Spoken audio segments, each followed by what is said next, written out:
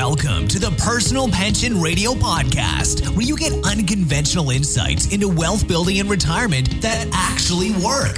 Break away from the herd and discover data-driven strategies and learn from a wealth of experience so that you can take your retirement to the next level. Now, here's your host, the income engineer, Kraig Strom.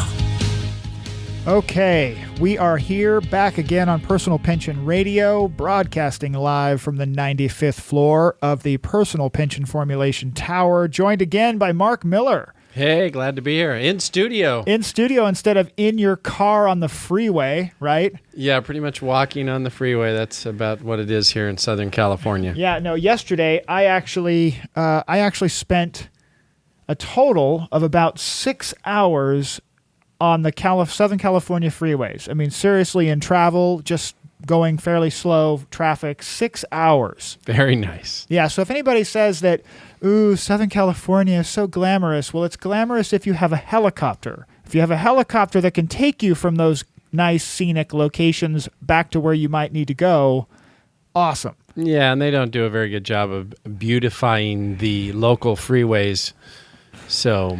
Yeah, so parking on the freeways doesn't give you a lot of great scenery, right? Exactly. So, again, we're back here on Personal Pension Radio. What's it all about?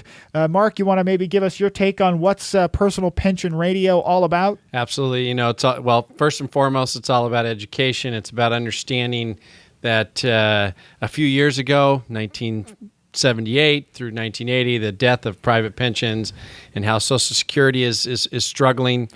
And other factors such as inflation, increased taxes, how much income do I need? America really is in a retirement income crisis. I think the key word we have to focus in on is retirement income crisis. That not only do we have an issue, we've talked about it here on the show, about saving for retirement. That's one thing. But the real big issue for me is that most people have not had any conversations related to the income necessary on the retirement side of that savings journey. Well, it doesn't appear, it's a fact that people are starting to ask, well, how am I going to be able to generate enough income in retirement? I want secure income. I want to be able to maintain my current lifestyle. And so that question is coming up more and more often as we're meeting with clients and as we're receiving communication from those who are on the podcast and they're emailing us asking these questions. What do I do? No, absolutely. Thank you, by the way, for the feedback. You can catch us on everything from Twitter. I'm Kraig Strom at Twitter, or at Kraig Strom. You can catch us at personalpensionformulation.com. You can also see all of the podcast episodes on personalpensionradio.com. You can find us everywhere. Get your questions in all of those various locations, for sure. The place that we always start is a section that we call Watch Your Step. Watch your step in that you got to be careful what you're walking into. You know, if you're wandering around in the country, if you're wandering around in a field, if who knows where you're walking, you got to make sure that you know where you're putting your feet.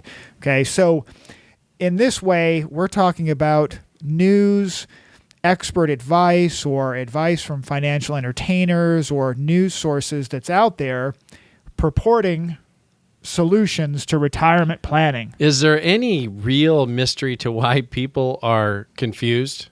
No, it's just constantly, we've got one message or another. We've got one financial advisor who says this particular financial product is the worst thing ever and it's not good for anyone. And then you've got another financial person who says this financial product is the best thing ever and it will fix your retirement woes. Yeah, there is a lot of information. And it's the same retirement product. That's right. Like, which one is right? Well, we all have access to the same products. Just like we all have access to the same cars, we can go to a dealership and purchase, a Toyota from a Toyota dealership in Ohio or Indiana, and I can buy the same exact Toyota here in Southern California. So we all have access to the same product. We've talked about this in the past. It comes down to strategy. Do I employ the correct strategy to maximize my retirement income? Right, and a strategy, to use a metaphor. We haven't used the metaphor alert in a couple of podcasts. Yeah, exactly. The strategy is akin to our mountain climbing metaphor, our mountain climbing discussion, that you can you can go out to Sports Chalet or REI, and you can buy a bunch of mountain climbing equipment. You can buy all the various different tools of an elite mountain climber. Absolutely. But you will never beat the elite mountain climber up the mountain. Doesn't matter how good your gear is. That's exactly right. Right. She's going to kick your butt. Pretty much. So true. Hey, before I forget it, don't forget that Marc and I actually did write and release a retirement income crisis report. You can get it at personalpensionformulation.com. You can get it on all of our websites, actually. But retirement income crisis, it's an extremely important piece of knowledge to start with as you're thinking about this retirement income journey you might be on. You might be coming to the top of your mountain, getting ready to retire. You might just be getting started. Either way, this is a great report for you to download. Absolutely. And as we get started today, I just want to make clear, again, I know we've said this in the past, but you can accomplish this journey. You can complete the journey. You are going to be able to have the lifestyle that you want in retirement. It is a strategic allocation opportunity for you now. The strategy does not involve you coming up with thousands and thousands of dollars more or taking more risk. It's about strategy, period. That's it. It really is. It's about the proper balance in what you're already doing. That's correct. Absolutely. So let's go into this. What Marc and I wanted to talk about today in the Watch Your Steps section is this article in Forbes. We actually had we read this kind of stuff like we're just sponges for it. So this is an article actually written in Forbes, and the headline grabbed our attention because it is our topic as far as how to help people retire with their income and their lifestyle intact. So here's the title, brand new article in Forbes, and this will be linked in our show notes. How to get more guaranteed income in the 401k age. I was really excited when we saw this, this title. I was like, oh my gosh, I thought, hey, somebody at Forbes might actually get it. Someone is with us. Yeah, exactly. Because it said get more guaranteed retirement income, and then it tagged on in the 401k age. So, but isn't that what, I mean, we just did a podcast here, last couple podcasts. Right. That's what Americans want. Absolutely. Americans, we've got the last study that we talked about on episode 12, I believe it was, might have been episode 13 coming up here, that 72% of people surveyed, they really want a guaranteed retirement income option. Absolutely. It's the majority, the vast majority are looking for guaranteed. And we've seen reports and surveys in the 80+% range that when surveyed, the most important retirement thing that folks want is a guaranteed income option. That's right. So this report grabbed our attention with that headline, and so we started digging in, right? We started digging into this report, and so we'll go through just these points that Marc and I pulled out, and you, of course, can go to the website and you can pull down the show notes. You can actually read this entire thing yourself. If you email us, we'd be happy to send you a link directly to the article.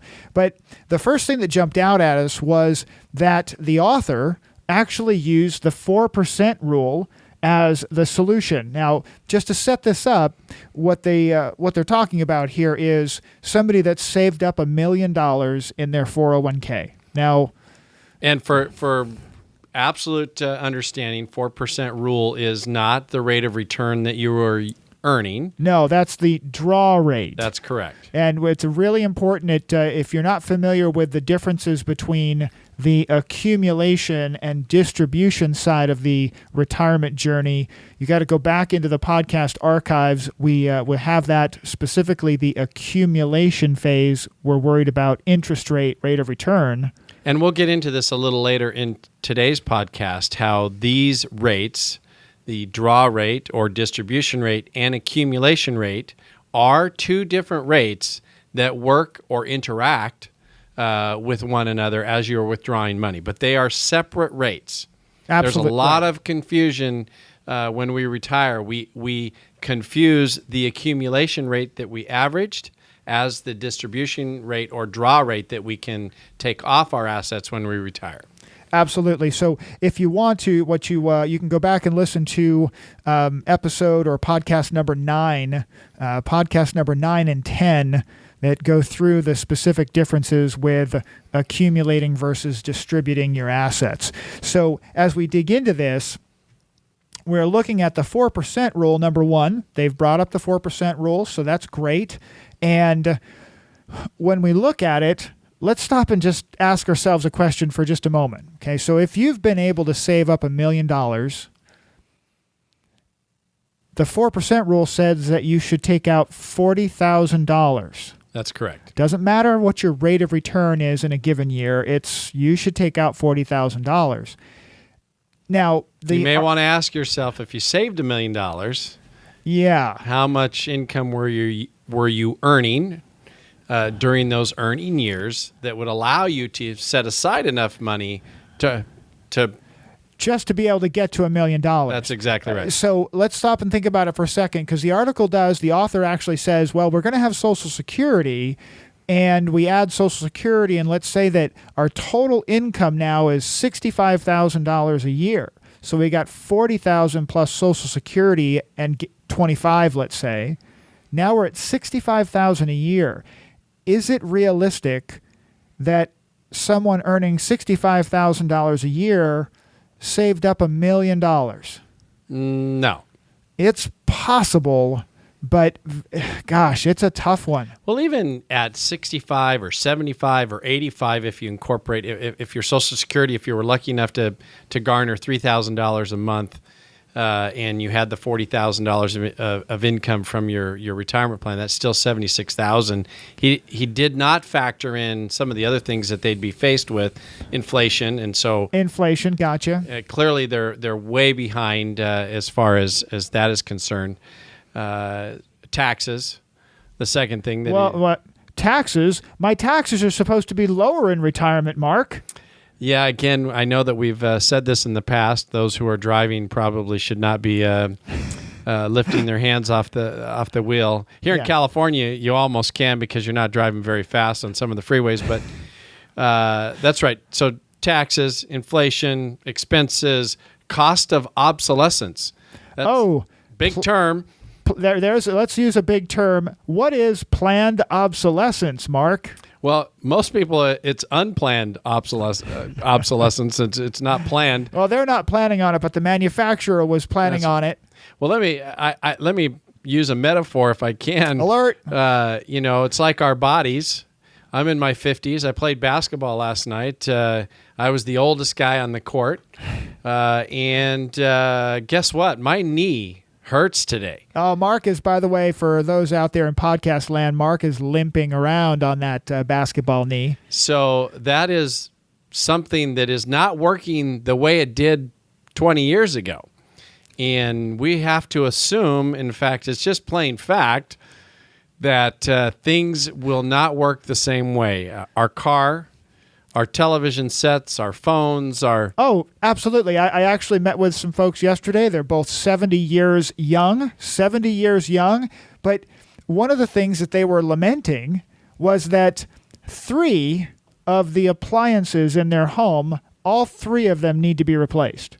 Refrigerator, washing machine. The dishwasher they haven't been able to use forever. The refrigerator and the range, the actual range cooktop and everything, that they're leaking gas in one, leaking water in another, and the repair costs alone. The trifecta.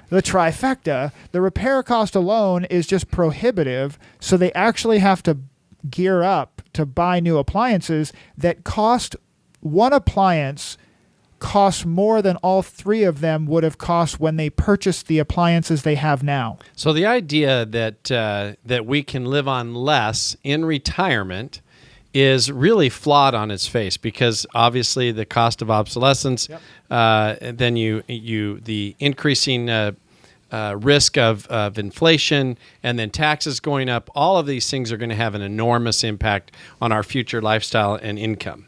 No doubt, for sure. And when we take now, let's take one additional piece of this that we'll go one step at a time. That now we've already set the stage for let's just assume we earned $1 million or we saved $1 million. We probably weren't living off of 60,000 or 65. We probably had a slightly higher income. So right out the gate, this author in this Forbes article is saying you should plan on living on less money than you had when you were working. Fair enough? Yeah, and again, raise your hand if that's what you are looking forward to. Yeah, don't raise your hand if you're driving in the car, but really, seriously, is that your goal? If you're out there saving for retirement and you're working towards retirement and you might love your job, you might hate your job, but the goal someday is to be retired, perhaps, okay?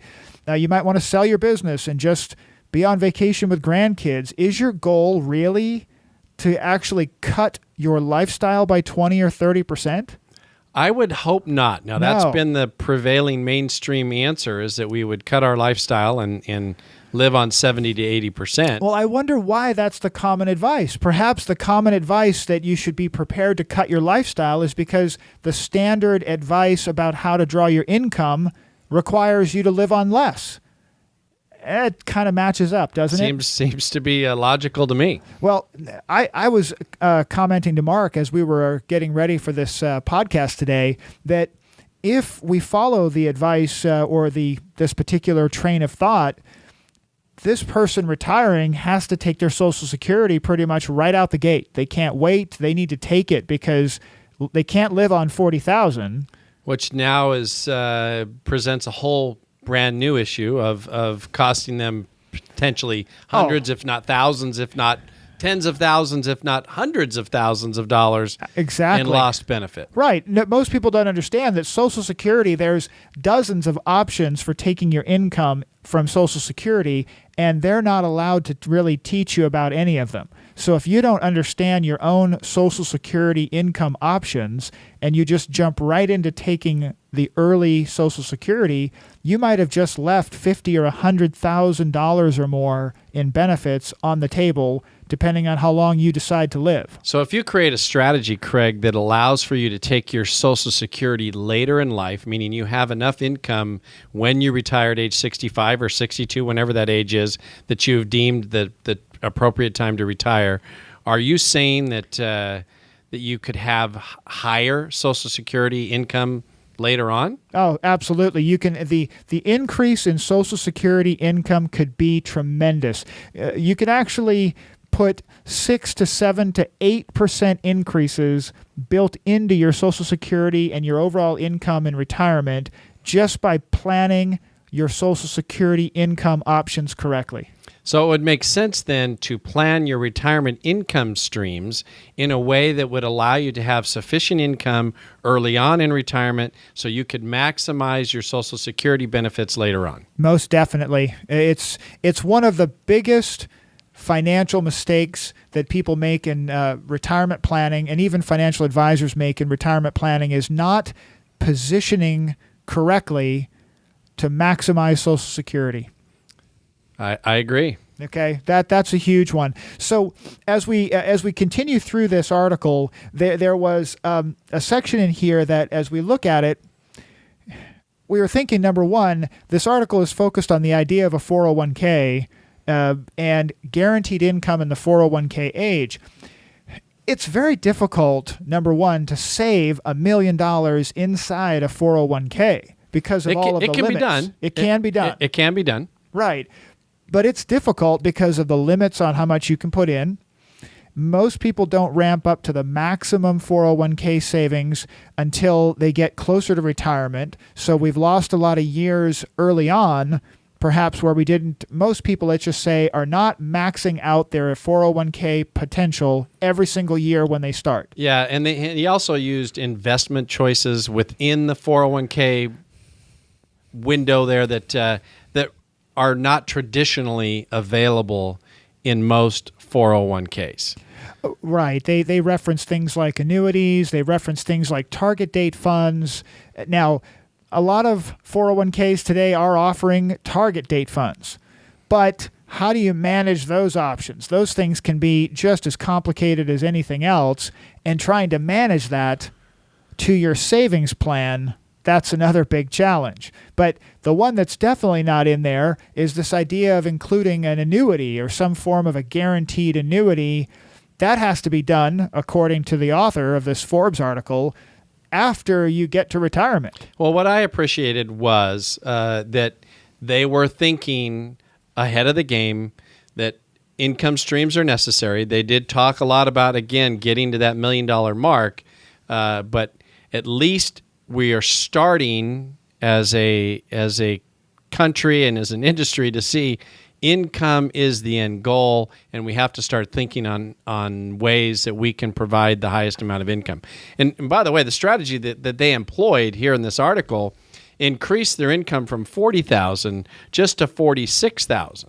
So their draw rate only went from 4% to 4.6%.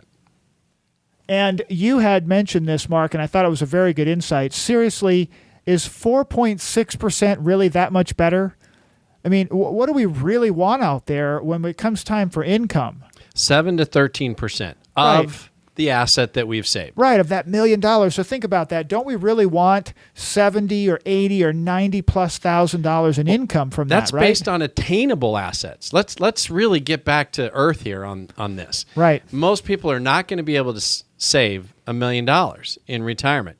And so when you start to look at attainable retirement results and 4 to 4.6%, or what truly is closer to 3% or 2.8% for a draw rate, the attainable assets have to have higher draw rates. Absolutely. You can't rely on this 4% number if you're only able to hit a $600,000 or a $700,000 balance. Or 300, 400, exactly. whatever the results are going to be. Right. So whatever your numbers are on target to be, don't we want the absolute maximum from that? We want 8% instead of 4%, right? Yeah. I think the majority of savers in the world here in the U.S., they reach pretty close, not always, their attainable results based on their income.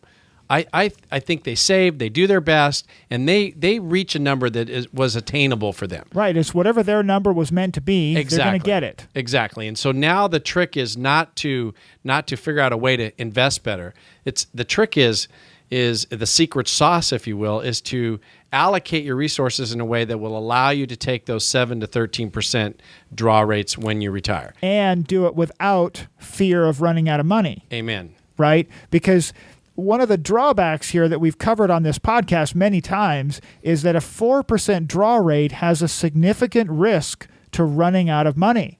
And economists today that actually know what they're doing, they're academics and economists, they say 2.8% is the correct number. Not 4, not 3, not 3.5. They say 2.8% is the draw rate. And what I love in the article, and the numbers are correct, that at a 4% draw rate, it's an 8 to 10% chance of failure. Now, failure being what? Failure means no money. That you run out of money before you run out of life. Yeah, that's a bad option. You are broke.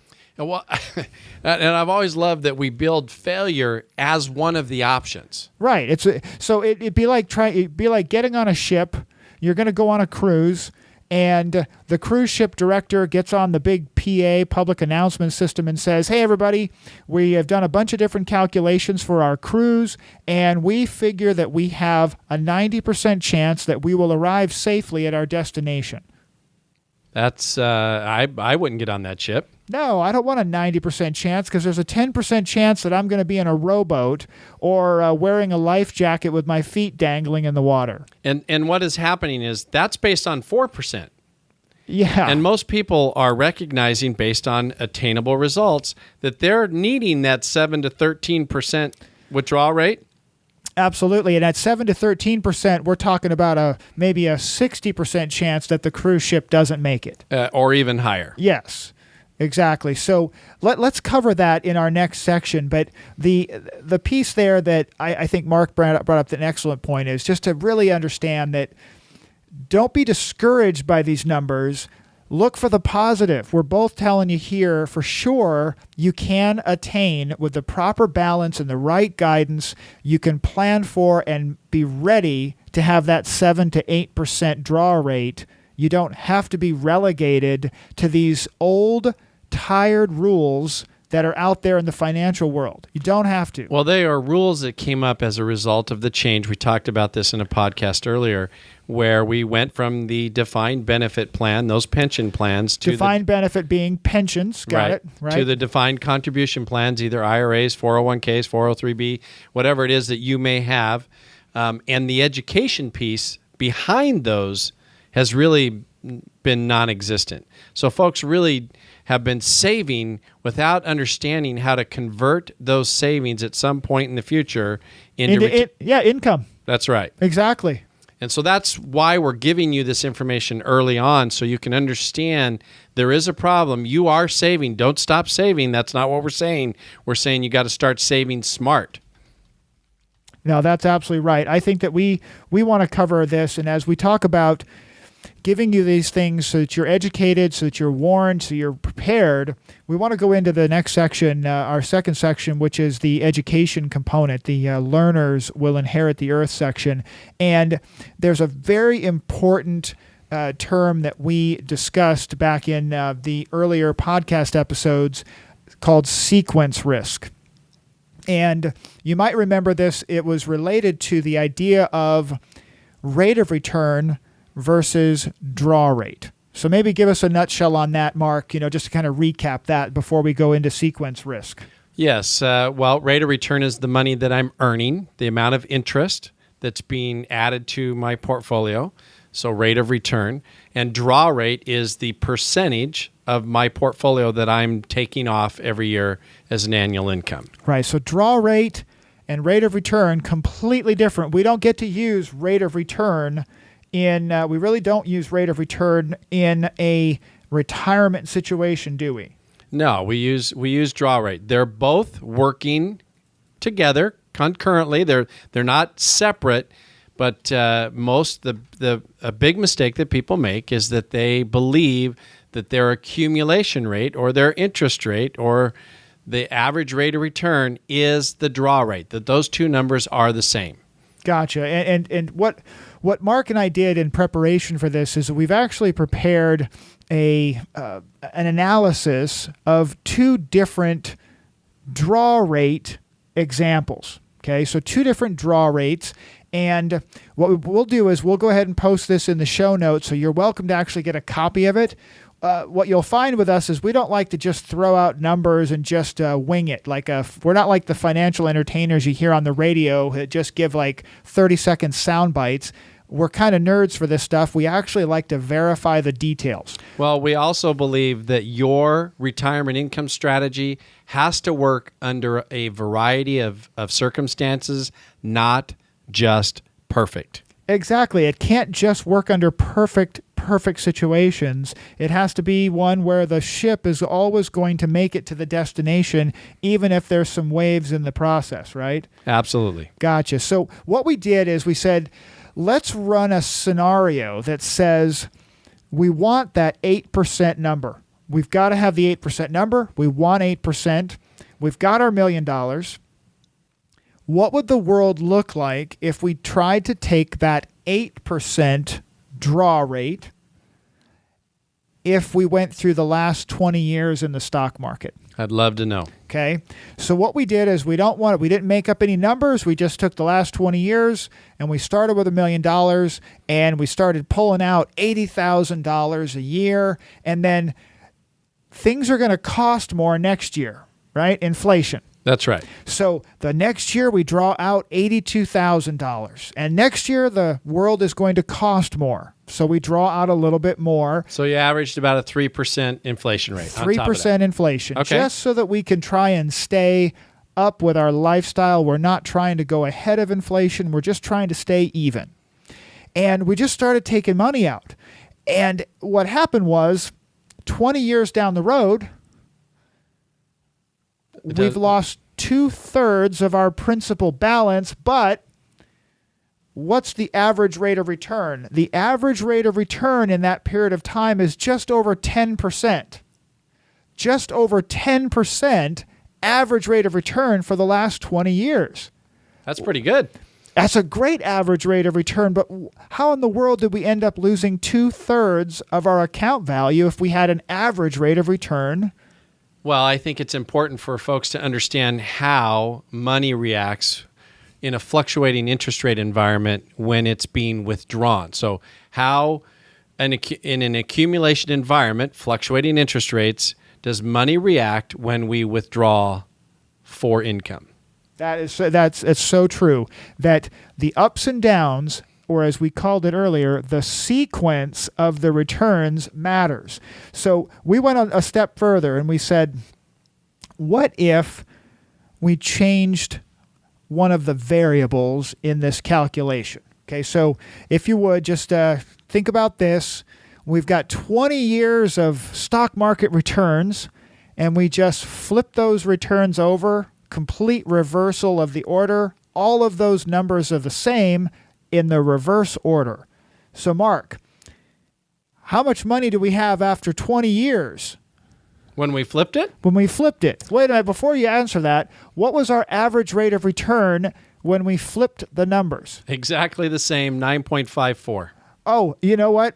I actually had updated the numbers on here. When I did my math, I added 2014 in. So we've got 10.15 on each one. There you go. I just noticed my mistake on that, so I'll make sure that the when we send that out to you, you're going to get the updated one that includes 2014. So you're saying that the average rate of return on the first example is 10.15%, but I flipped the numbers over.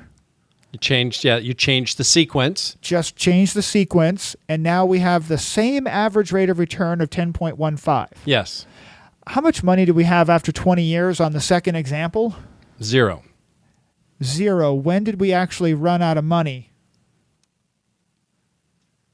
Right at around 15, 16, right? That's right. So wait a minute. How in the world can we have the exact same average rate of return, and one of those sequences is completely out of money in 15 to 16 years? It's called sequence of return risk. Sequence of return risk. Folks, this is huge. If your financial advisor is not talking about sequence risk, you've got to get a second opinion. You've got to call us. You've got to email us. You've got to go to the website and track us down. It's all very simple, very easy. You can email us at info@personalpensionformulation.com. You can send us a connection directly through the website. But sequence risk is, it's one of the biggest risks we face. And very few people in the Wall Street world and the financial advisory world are talking about it, right, Mark? Well, that's true. So, Kraig, when we're withdrawing income, we look back, obviously, and we're looking at this and following it. I mean, we don't get to pick the returns and the order in which they fall. Is that right? No, we don't. It's whatever's going to happen. If we are in the risk environment, whatever that environment is, real estate, stocks, bonds, mutual funds, it's got risk. And it's not going to be the same every year. And your income need does not change based on the rate of return that I received. Right. So if the stock market crashes or takes a dip down or whatever happens, it doesn't change the fact that you still need your Wheaties. That's right. And last I checked, most retirees do not like running out of money. No. I've never heard anybody say they like running out of money. Nor do they like looking at their portfolio 5, 6, 7 years in. Just imagine the folks that retired in 2008 and seeing that it's half. Exactly. Yeah, no, I actually had a new client come to us last year that they were told to draw 4% out of their retirement assets. They weren't happy with the 4% because it wasn't as much income as they thought they would be able to have. But 2008 hit, and I asked, how much are they drawing out of their accounts now? And? He said, we're drawing about 2% because we're scared to death of running out of money. That 2%. Can't be an exciting retirement. That, to me, it does not sound like retirement. It actually was really it's unfortunate. It causes him a lot of stress, and we're working on rebalancing things so that he can move that number up substantially without risk. So awesome.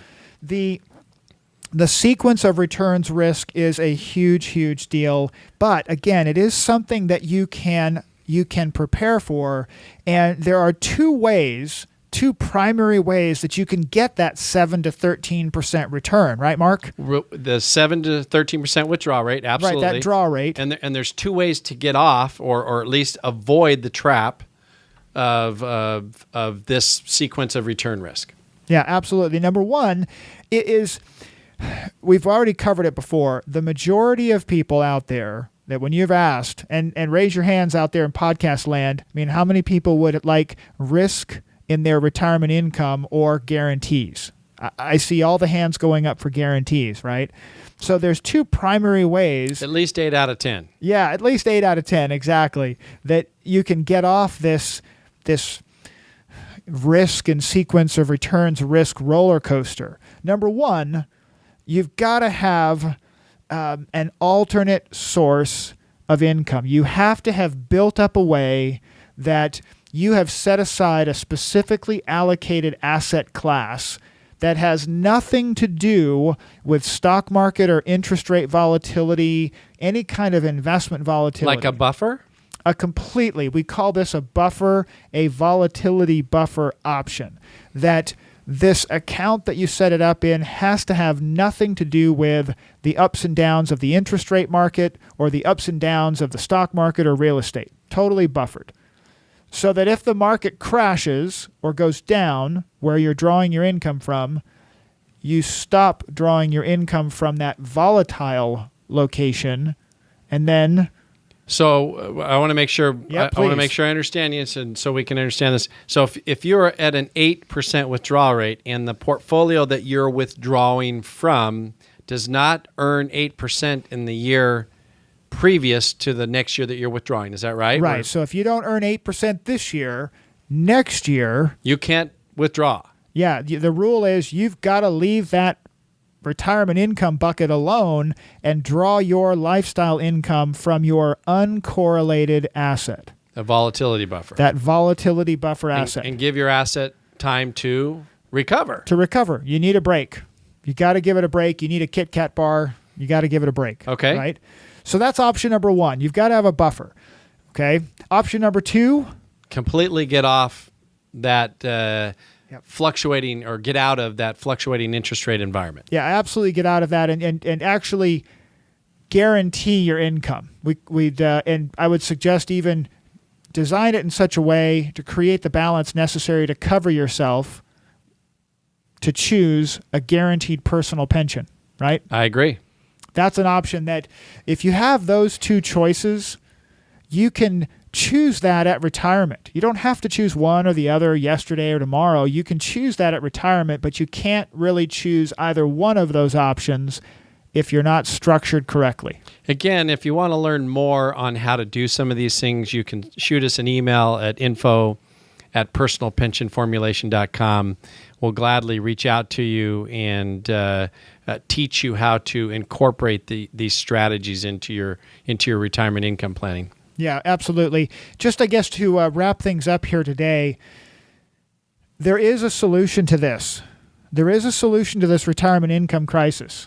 Yeah, you got to pack your bags right. Yeah, you've got to. We're going to go use the mountain climbing analogy, the metaphor of the mountain climber, that you pack your bags for the entire journey. You don't pack your bags to go to the top of the mountain. You pack your bags to get to the top, take some nice pictures, and come back down.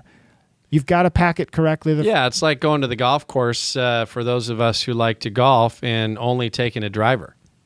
Right. And I can't hit that one well either.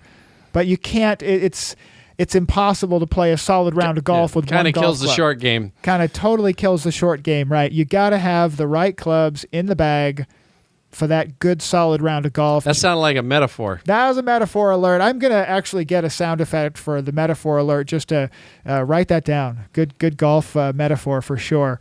But that last section there really goes into kind of reminding everybody to send your questions in. We actually have a listener and client question podcast coming up.